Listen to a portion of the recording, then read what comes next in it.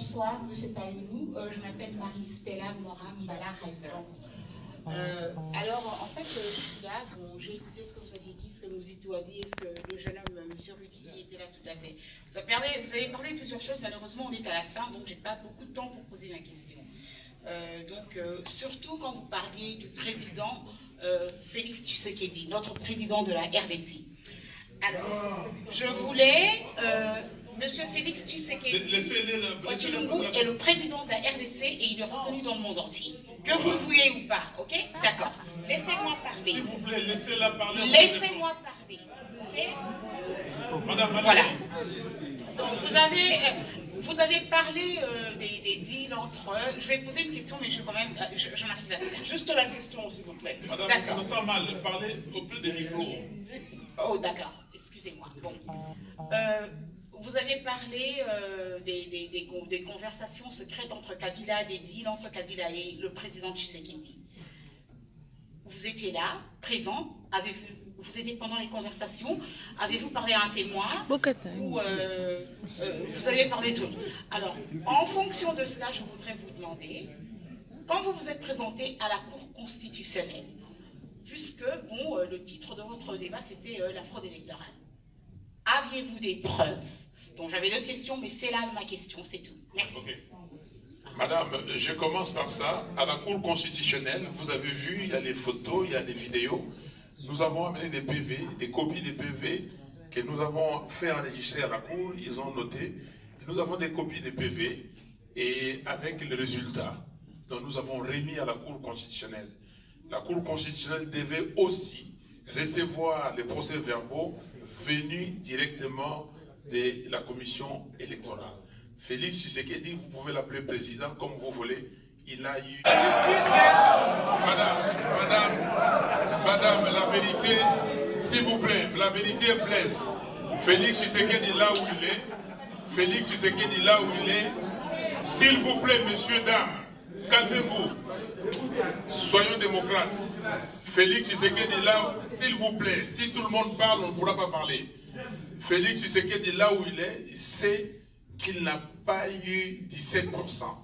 Je peux vous donner le résultat. La CENCO, la Conférence épiscopale nationale du Congo, a donné les résultats. Et en plus, ça c'est même, laissez la CENCO de côté, la CENI, la commission électorale, il y a des gens qui travaillent là-bas, comme ils sentaient qu'ils étaient en train de négocier, de trafiquer les résultats, ils ont sorti les résultats. Vous lisez Financial Times, j'espère.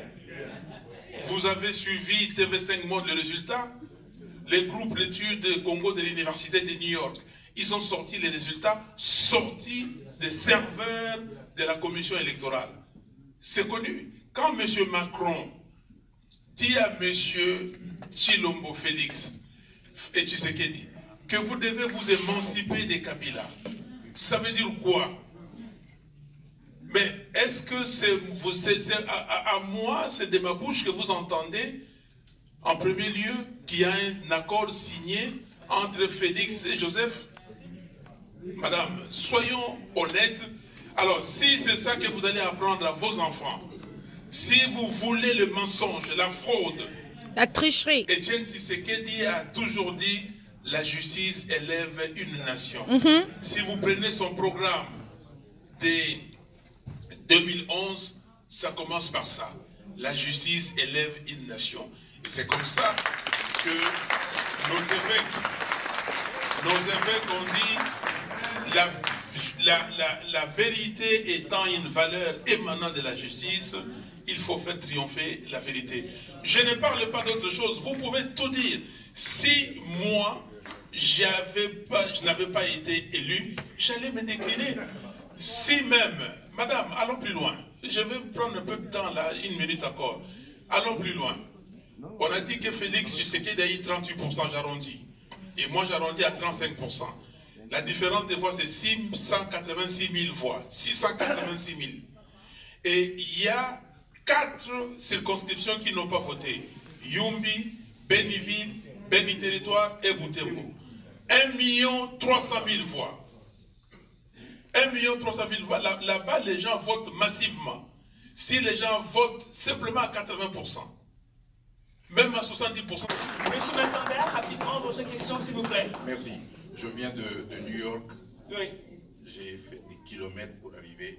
Rencontrer son Excellence, Monsieur le Président de la République élue. Vraiment... Excellence, Monsieur le Président et compagnons de lutte, permettez que je pose ma question en commençant par 2 observations préalables, puisque je ne peux poser qu'une seule question. Et puis je poserai ma question. Je voudrais commencer d'abord par nous fixer ici. J'interviens en fait parce que ici nous sommes dans un débat de politique générale. Il y a des éléments particuliers que je tâcherai, si vous me permettez, de vous parler en dehors de d'ici. Vous savez, tout à l'heure, nous avons parlé de Laurent Désiré Kabila et la lutte armée. Laurent Désiré Kabila n'a jamais pris des armes, comme aujourd'hui on parle de Félix Tshilombo Tshisekedi comme une marionnette, un pantin. Laurent Désiré Kabila fut une marionnette, un pantin, il n'a jamais pris les armes. Première observation préalable. Deuxième observation préalable, aucun peuple au monde ne s'est libéré par la lutte pacifique et non violente. That was my question.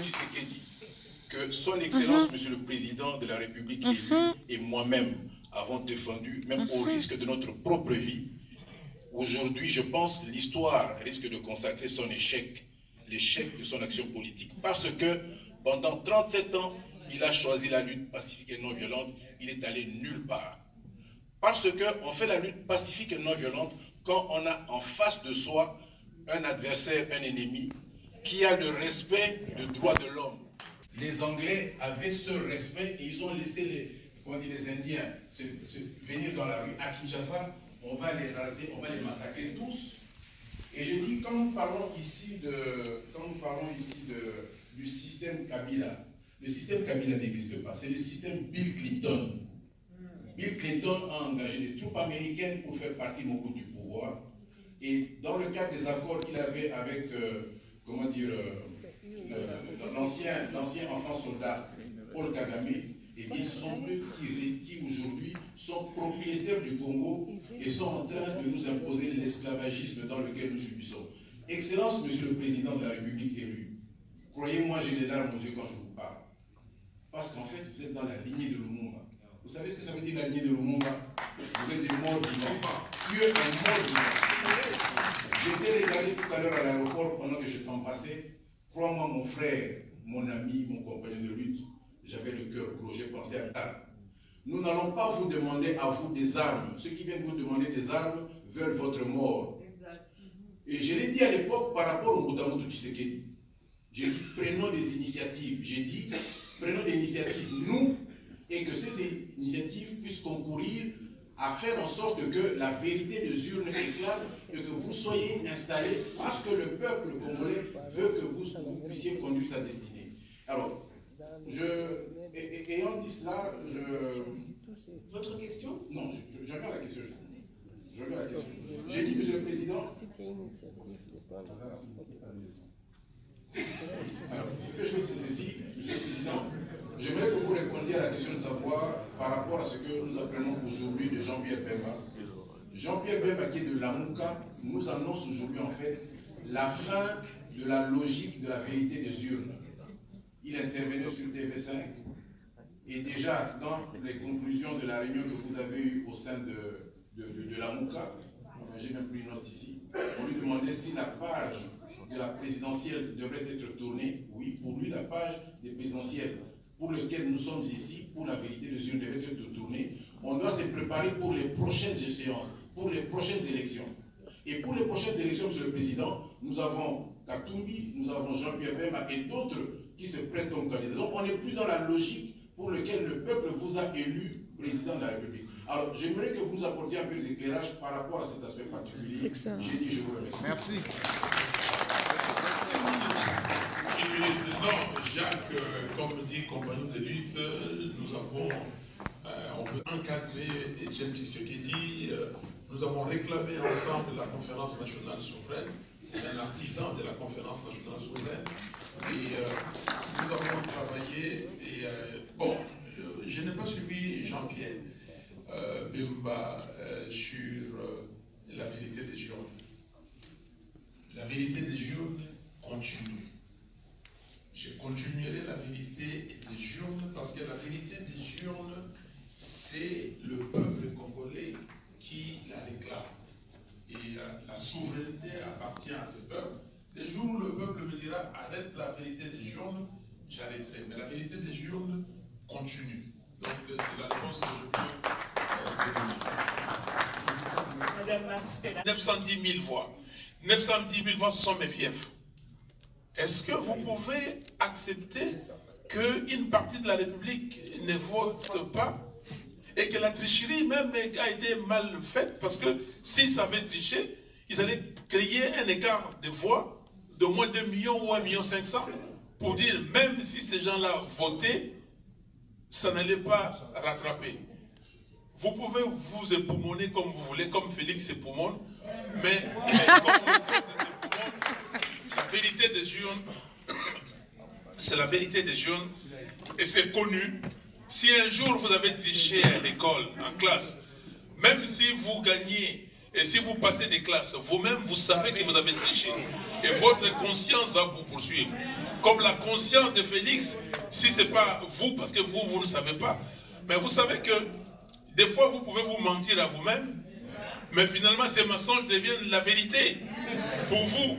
Et si Félix croit qu'il est président de la République élu, non, il est président s'il est président nommé.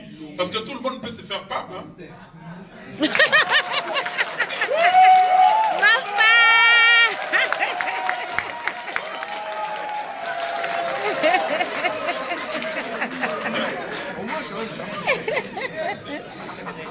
On a fait la salle jusqu'aux 22 h. On va prendre rapidement, vraiment rapidement, 3. Vraiment très très rapidement. 30 secondes pour la question. Et bien c'est tout. 30 secondes. Posez directement votre question. C'est irréaliste. Ok. Merci Son Excellence, Monsieur le Président Fayulu Madidi et Son Excellence Adolphe Monzito. Je me réfère seulement à la chanson que le président Adolphe Monzito avait chantée lors de votre présentation en septembre, avant la campagne, avant Genève. Et au trahir Bissoté, ça dit beaucoup. C'est-à-dire le problème que nous avons ici dans le pays est à feu et en flamme, Monsieur le Président. Soyons sérieux. Les leaders, moi je fais les sciences politiques, je suis analyste. Les leaders doivent être visionnaires, celui qui dirige la population. Ce n'est pas comme Félix nous a donné une philosophie de la base. La base ne peut rien décider à la place du président. Le président écoute, il oriente. Nous sommes fiers aujourd'hui, vous êtes appelés soldats du peuple. Commandant, hier c'était soldat du peuple, aujourd'hui on vous a relevé les grades comme Mobutu Laï, à l'époque de Kassabou, que le colonel Mobutu, parce qu'il savait le lieutenant-colonel du colonel. Vous êtes aujourd'hui. Nous sommes là, Monsieur le Président, pour vous dire que je suis content d'abord de votre considération de la diaspora. Parce que la diaspora, vous nous avez pris en veillette, vous ne nous respectez pas. Vous prenez des considérations, nous sommes une base de données. Nous vivons dans les... Vous venez chercher les audiences chez les ambassadeurs, les sénateurs américains, nous vivons avec eux. Mais les pays autres ont des leaders, ils ont des lobbies. Mais vous, vous ne les créez pas. Comment vous allez relier les ponts entre vos pays et nous? Merci. Nous allons parler au nom de notre pays en quelle qualité? Merci. C'est pourquoi nous demandons que vous puissiez revenir. Ma question est celle-ci. Président, nous voudrions que vous preniez les devants. C'est-à-dire, prenez l'initiative de cette guerre qu'on vous dit d'organiser. Ce n'est pas une guerre des armes, guerre des idées. Mettre la diaspora avec les forces vives pour qu'on remette, qu'on sauve la case qui brille. Parce qu'aujourd'hui, Tshisekedi, il est dans l'enfer. Maintenant, nous voudrions que ce dialogue de Saint-Sylvestre qui a eu lieu, Tshisekedi, qu'il ait le courage de faire organiser une conférence où il doit faire que j'appelle moi conférence de vérité des urnes, pardon et réconciliation pour reconduire le pays. Merci, monsieur. Merci beaucoup. Très bonne.